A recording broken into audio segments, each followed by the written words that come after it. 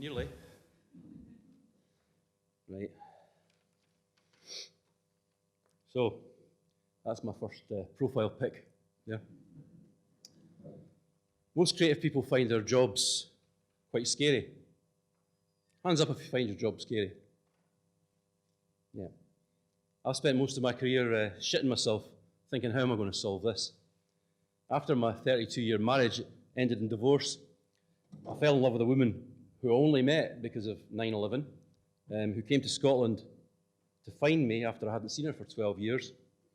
And in May last year, I married her, and we went on a honeymoon for a week on the west coast, cold champagne, outdoor hot tub overlooking the bay, beautiful red sunsets with geese flying across them.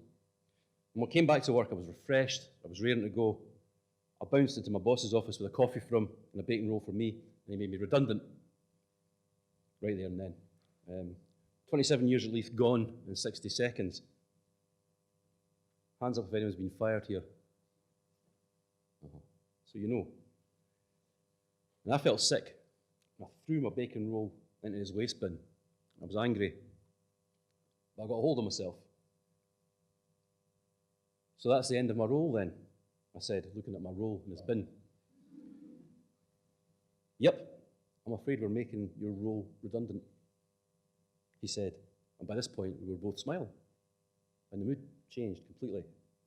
So my creative career at least finished, as it almost certainly began, with a really dreadful pun. And the reason I'm telling you this story is that there's no point, well, there is a point, sorry. There's a point in the middle of the crisis there when things could have gone either way, and I consciously chose to make them go the right way. I decided not to let things turn ugly. And that's the reason that I started Gerry Farrell Inc., and that's the reason I started writing a book called The Flip Book.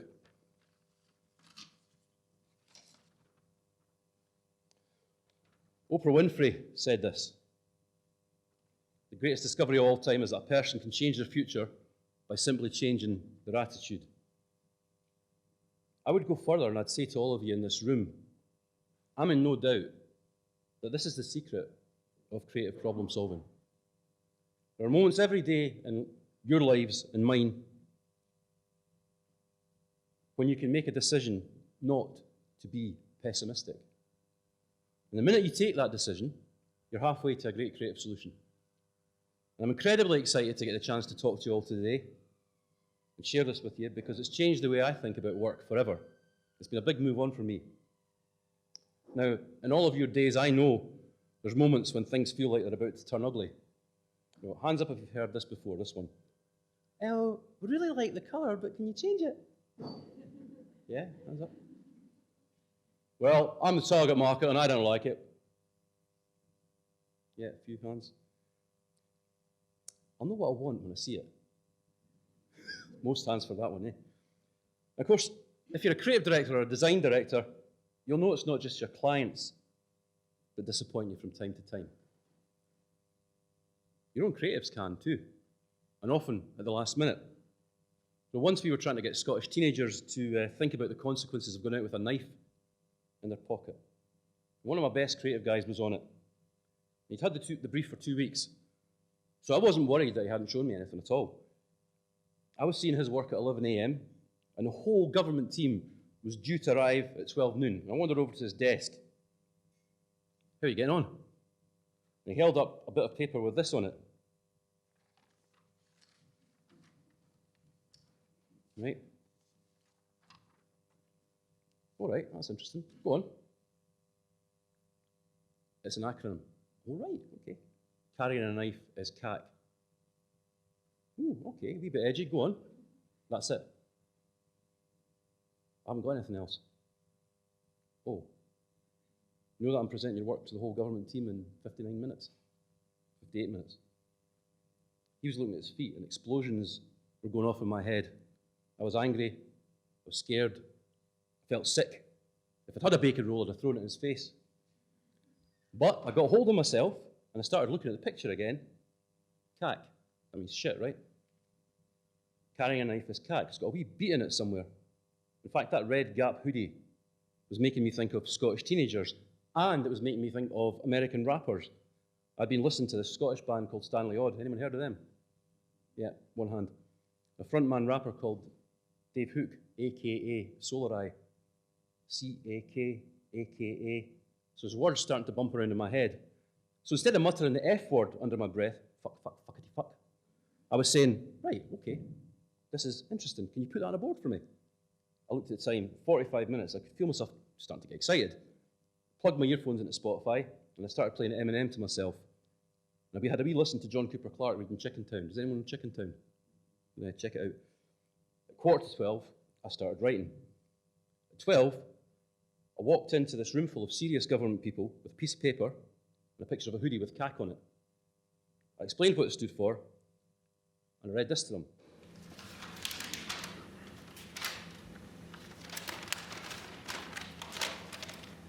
You've got a knife in your hoodie. Makes you feel good you're going to do some dude. If he pulls on you, you've got your tool too.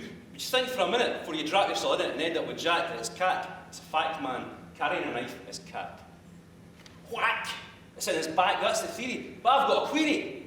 What happens after that? I mean, the consequences, flowers tied to fences. You fucked up your chances with that bird that danced with you, used to fancy you. She thinks you're a waste of space. Might as well be lost in space in a place like this.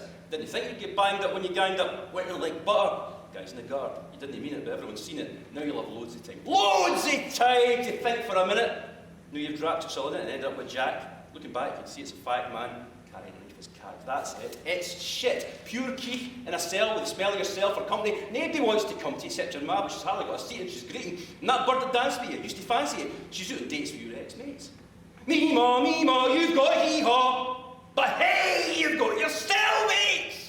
Guys, you should be sectioned. Nobody's protecting you. No point objecting to it. You lost that right when you picked that fight, picked up that knife, didn't think for a minute before you dropped yourself in it that the guy would die. Aye. It's cat. A.K.A. Shite. C.A.K. Cat. You should print it on your hoodie, tattoo it on your body. Make a movie called Cat with you in it, the hero to zero in 2 minutes. Took a life, lost your aim, you're all in, soft stuff, you loser, raft doing the boozer. Yeah, it's cat all right. Carry knife. It's cat.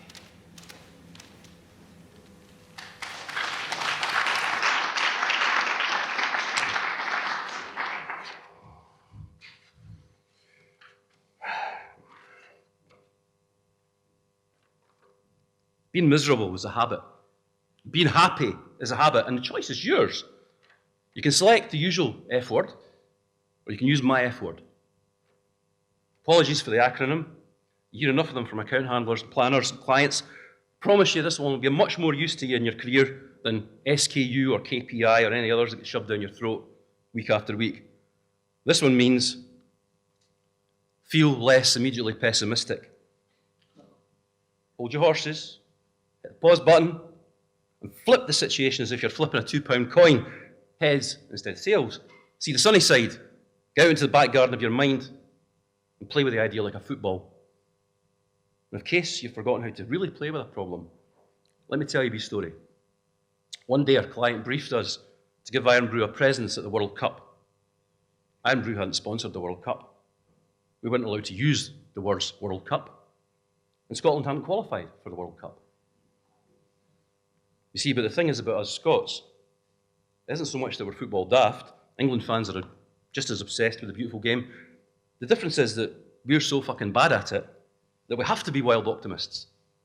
We're so sure we hadn't made it to the World Cup this time, or the time before that, but we've never stopped dreaming about maybe winning it one day. In fact, if we started now, surely we could breed a team of footballing geniuses in time for the 2034 World Cup. How would we do that? Easy. Just persuade Brazilians to have our babies. Boom! There's your big, daft, optimistic idea right there. Okay, let's look at this then. Everybody in the department wanted a piece of that. A single prodigiously gifted sperm dribbles its way past all the others towards the goal, the egg. Excited Brazilian comedy. He's round the keeper, he shoots, he scores, he busts the back of the egg. Goal! The sperm does an amazing celebration round the egg. See, but that's not all, that everybody wants to play with it. One of the little things that niggles marketing folk is what media to use. Now, the beauty of a really, really big idea is that it can create its own media schedule.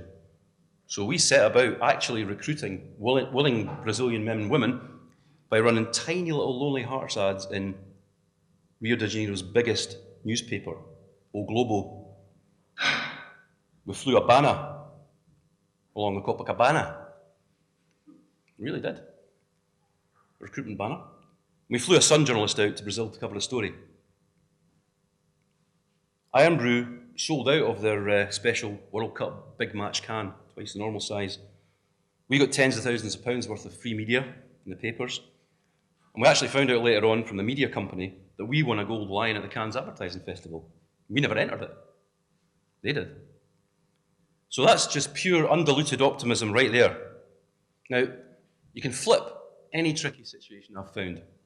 There's a great line in Pulp Fiction when Jules and Vincent have finished cleaning up the blood in the car. They're so busy congratulating each other, they don't notice Mr. Wolf coming in the background until he says, let's not start sucking each other's dicks just yet. You can never predict what's going to happen next. You walk into work expecting the worst, and it's your best day that week.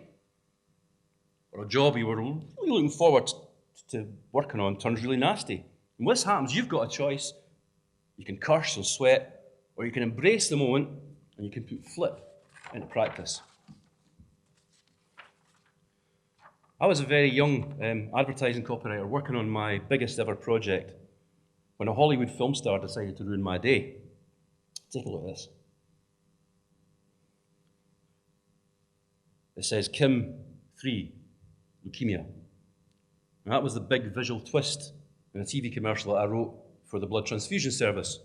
And you didn't know until the end of the ad that the seriously ill people in the empty beds had left hospital alive, thanks to blood donors. They hadn't died.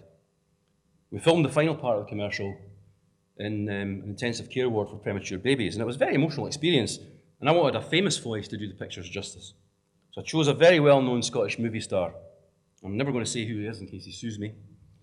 Recorded his voice in London. Now, I tell you, nearly all the famous folk that I've met in the course of my work have been happy, humble, helpful people. This one was the opposite. He avoided eye contact, he didn't smile or even say hi. He whipped a pen out of his pocket and started changing my script. And he got arsey when I knocked back his suggestions. And when I asked him in the booth to read his lines with a bit more compassion, things really did turn ugly. And I cut the session after 3 takes. I thanked him, I waited for him to leave, and I said to the sound engineer, you can bin all those takes. I'm not using that guy, we'll find somebody else. And I felt angry, I felt sick, if I had a bacon roll, you know.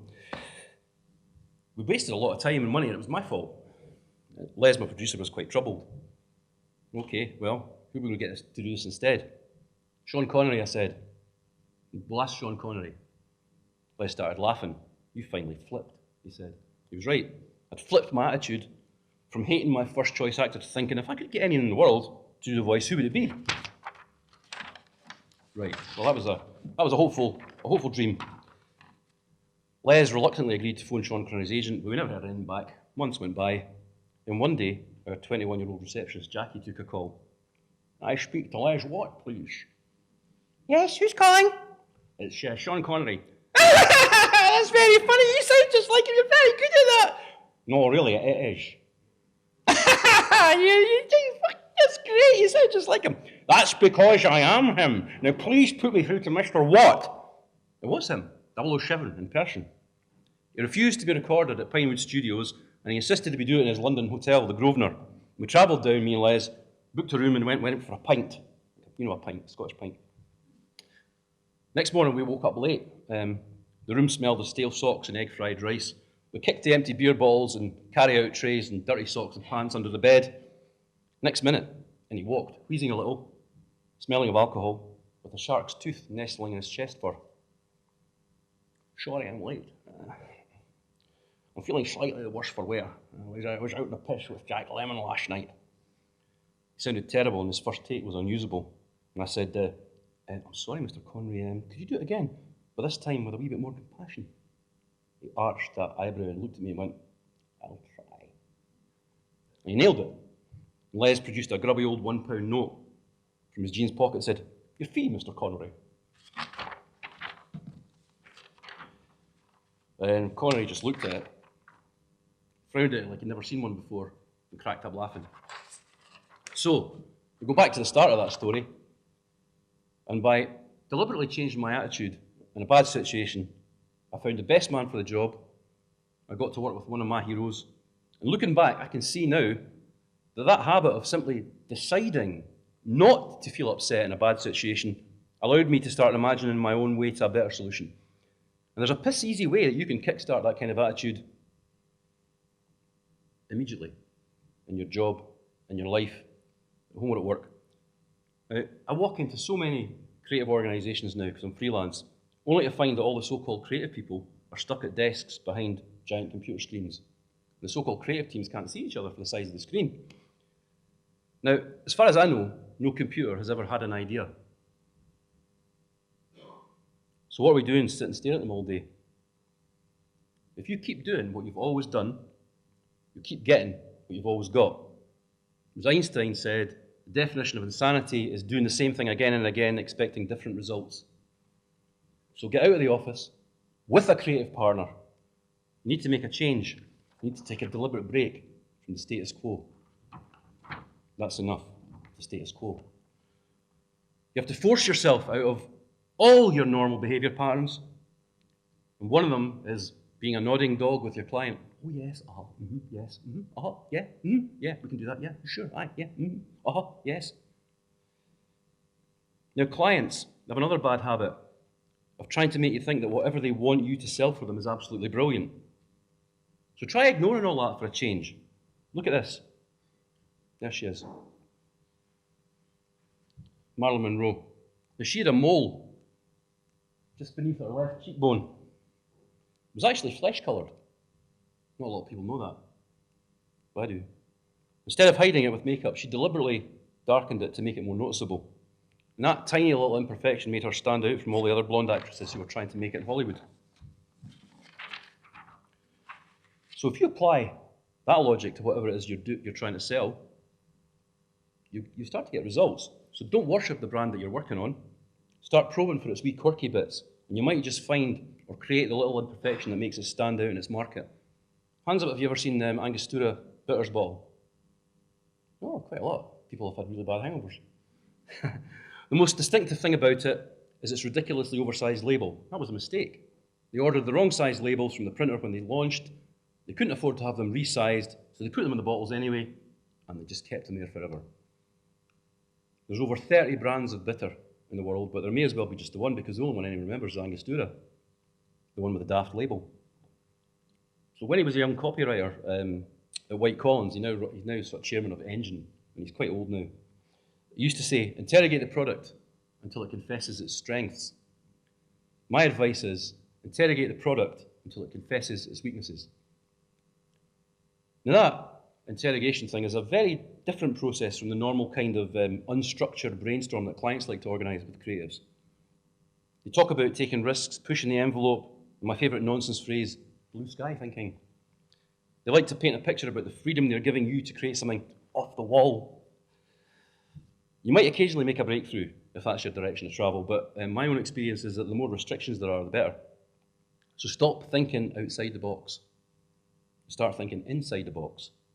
Now I have to confess, I nicked that idea from Mark Waits, who's a brilliant creative director at Mother. So what exactly is this box that we're constantly being told to think outside of? Well, it's the brief, isn't it? And thinking outside the brief maybe isn't the smartest way to solve your problem. So when the advertising regulations say that we can't say something or we can't show something, that's a box we're stuck inside. Yeah? And when the budget's 5k, not 50k, we're boxed in too. And it can feel like a prison cell when you're trying to be creative. But those restrictions planted all around you like iron bars are going to help you to find the right answer. Pop songs are 3 minutes long. Movies last around 2.5 hours. It's the restrictions that we're surrounded by that require us to be creative, not that old cliche thinking outside the box. For example, when the advertising regulators said you can't show cigarettes and you can't show people smoking them in tobacco ads, Paul Arden at Saatchi produced one of the most powerful pieces of branding in the world. Tell me the brand name? Silk Cut. And it wasn't just a one-off. That's the brilliant thing. It went on for years. Look at this one. Cycle. So, it's best to confront a problem as if it was a bully. Face up to it, define it as tightly as you can, and dig your way out. Thriller writers have been doing that for years. They paint their character into an impossible corner, and we catch our breath and we applaud when he wriggles his way out, like this guy. Of course, suggesting to the team round about you and the client team round about you a different way of doing things, it doesn't always go down too well, does it? So next, I want to talk about people in your company who want everything to stay the same. And their favourite phrase is, "You can't do that." It's quite an intimidating remark, especially if it comes from a client or a senior colleague. But I learned how to deal with it years ago because I worked with a very stubborn art director who never took no for an answer. "You can't do that" is one of the easiest put-downs to flip. All it takes is 2 words. Why not? You can't do that. Why not? You can't do that. Why not? So, this finally came home to me when my art director and I got briefed to do a campaign that would raise enough money to build the Brittle Bone Society a new headquarters in Dundee. Brittle bone disease is a horrific illness. I don't know if anyone knows about it, especially for young parents. And often the parents and the doctors don't discover it until the child stands up for the first time and its legs break. I'd been working on the brief in a very traditional kind of way, knocking out big newspaper layouts with a black magic marker. And I was feeling a bit smug about one of my ideas. And the headline said, "The parents are cracking up too," next to an x-ray picture of a baby's body showing all the fractures. Look at this guy, I think it might win an award. That's what it was like back then. The guy studied it for a while and went, He says, for the same cost as running that ad just once in the Sunday Post, we could send an appeal straight to the people who have loads of money, trust fund managers, private company owners, all them guys. So I says, what would we send them? He said, a real x-ray of a brittle bone baby. You can't do that, I said. Why not? Well, hospitals aren't just going to give you x-ray from somebody's private medical records, are they? Why not? Well, they certainly wouldn't give us 100 x-rays, would they? Why not? By now you're starting to get my tits. So just to shut them up, I phoned the Sick Kids Hospital. Cut a long story short, they offered us 200 duplicate x-rays of a real 2-year-old victim's broken leg for free. We clipped each x-ray inside a card, and on the front of the card, I wrote this headline, a photograph of our baby daughter the day she stood up for the first time. And when we opened up, there was the photograph of her broken leg. The checks flooded in, and one construction company owner was so moved by it that instead of cash, he donated all the bricks the society needed to build a new headquarters. None of this would have happened at all if my annoying art director hadn't kept on going, why not? Why not? Why not? So always share your good ideas with people, good people, who aren't scared to disagree with you. Flip your defensive reaction to negative feedback. Embrace it. You'll never mature as a creative if you don't cuddle the feedback and collaborate with everybody. I worked once with a very clever but very young team called Chris and Lee. And one day they wrote an Iron Brew script where 2 naughty boys use a remote control to make an old lady's mobility scooter crash into a supermarket and escape with its shopping basket full of Iron Brew. I read it out to our client. He didn't like the cruelty of the 2 naughty boys, but I did like the idea of an old lady ram-raiding a supermarket for Iron Brew. When I got back to the office, told Chris and Lee the good news. I didn't get the faces I wanted.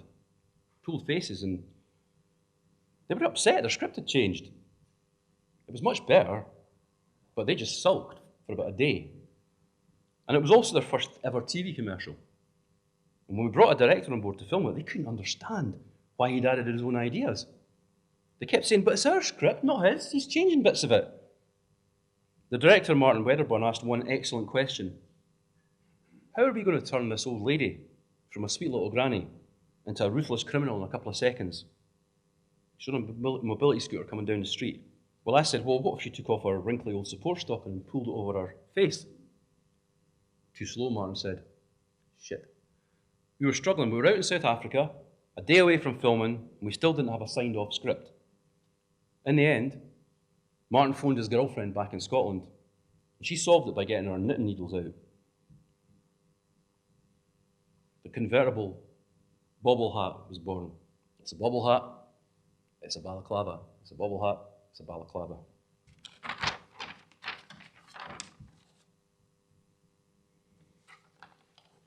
Coming up with ideas is hard work, but it's hard, rewarding work if you always try to do the very best you can, and that requires optimism.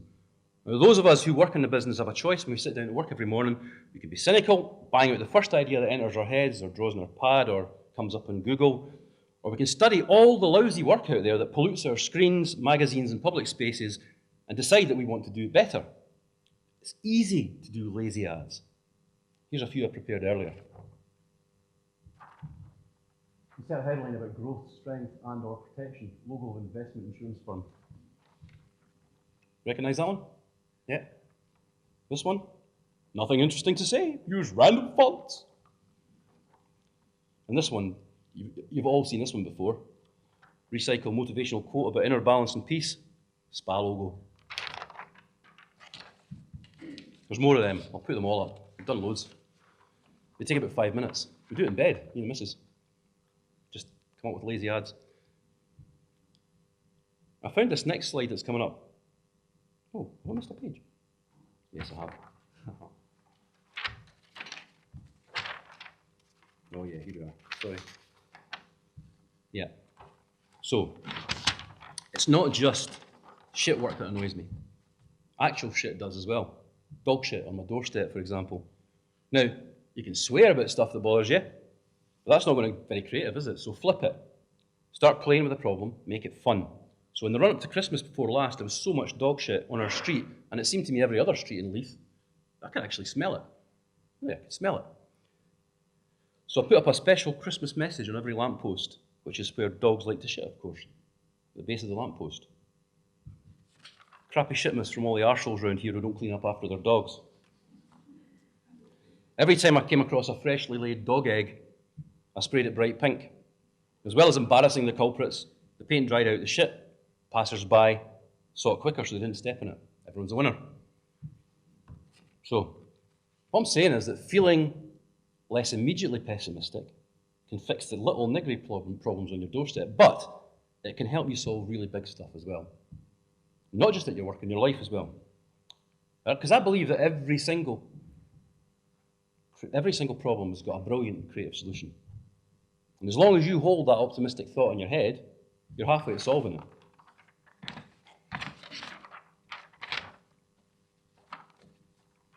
So I'm just going to click to this next slide here. This is how I go about thinking.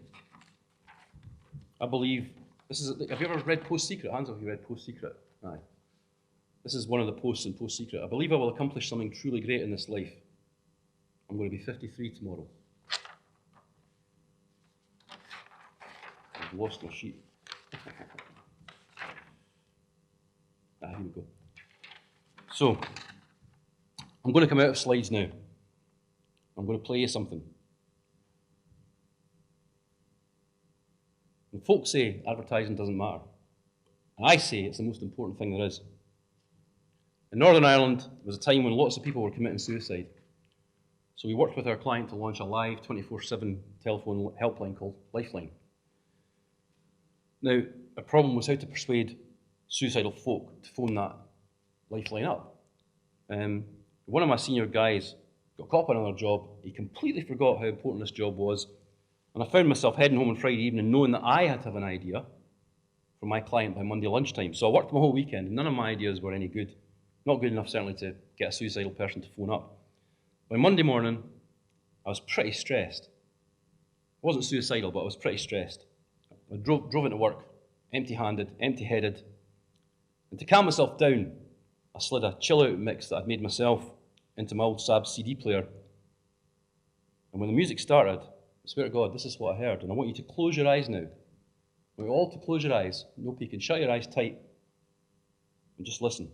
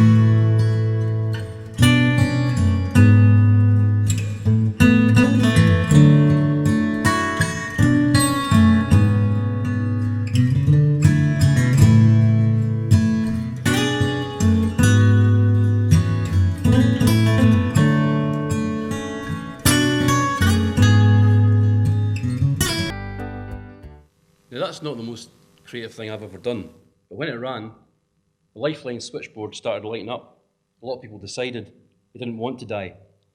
For a second or two, they got hold of themselves and they felt less pessimistic. And that's something all of you in this room can decide to do. And it won't just transform your work, it'll transform your lives. So, F.L.I.P. It isn't a magic wand, but it is a very practical tool. It will help you see past your own natural pessimism towards a creative solution that you would never have predicted until you started looking for it. I'm going to finish today with a visual metaphor.